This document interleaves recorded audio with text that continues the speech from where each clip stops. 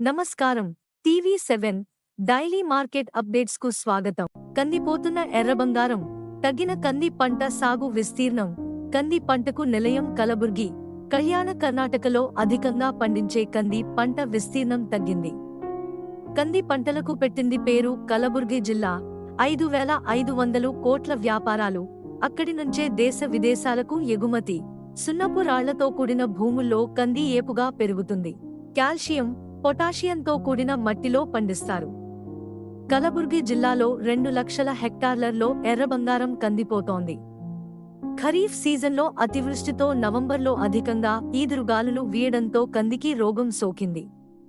కంది పంట 6 నెలలలో చేతికి వస్తుంది. కోతకు బీహార్ నుంచి యంత్రాలు కటింగ్కు వస్తాయి.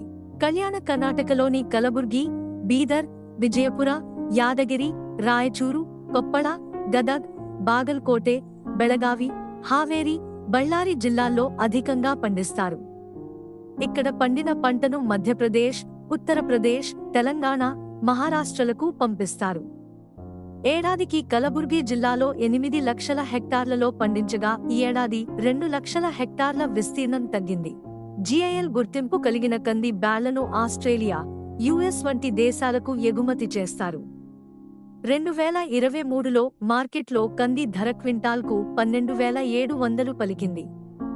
గ్రాహకుడికి కిలో ధర 160 నుండి 200 వరకు కొనుగోలు చేశారు. కళ్యాణ కర్ణాటకలో 5,500 కోట్ల వ్యాపార లావాదేవీలు.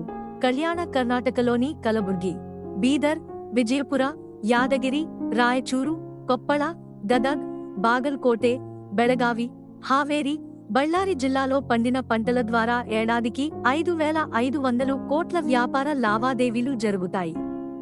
కేంద్ర ప్రభుత్వం 7,550 మద్దతు ధరలు ప్రకటించింది. 55 లక్షల క్వింటాళ్ల మేర కొనుగోలు చేయడానికి కంది మండలి నిర్ణయం తీసుకుంది. కంది మండలి బోర్డు ఏర్పాటై దశాబ్దం గడిచినా నేటికీ సర్కార్ నయా పైసా నిధులు కేటాయించకుండా పోయింది. కంది రైతులను ప్రభుత్వం ఆదుకోవాలి. ఈ ఏడాది కంది పంటకు రోగం సోకడం, అతివృష్టి, ఈదురుగాలులతో నష్టపోయిన రైతులకు సర్కార్ మద్దతు ధరలు ప్రకటించి ఎకరాకు 25,000 పరిహారం అందించాలని కర్ణాటక ప్రాంత రైతు సంఘం జిల్లాధ్యక్షుడు శరణ బసప్ప కోరారు.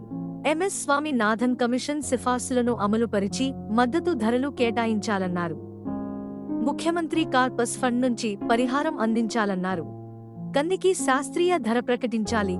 కళ్యాణ కర్ణాటకలో కంది పంటకు రోగం సోకి నష్టాల బాటలో పడి అప్పుల ఊబిలో కొట్టుమిట్టాడుతున్న రైతులకు శాస్త్రీయ ధరలు ప్రకటించాలని కిసాన్ సభ సంచాలకుడు భీమాశంకర్ డిమాండ్ చేస్తున్నారు. ప్రకృతి వైపరీత్యాలకు అనుగుణంగా పంటల రక్షణకు సలహాలు, సూచనలివ్వడంలో వ్యవసాయ శాఖాధికారులు వైఫల్యం చెందారు. వానలు అధికంగా కురవడం, ఈదురుగాలులు వీయడంతో పూత రాలిపోయింది అని ఆయన అన్నారు. ఇలాంటి మరిన్ని అప్డేట్స్ కోసం వాచ్ చేస్తూనే ఉండండి టీవీ7.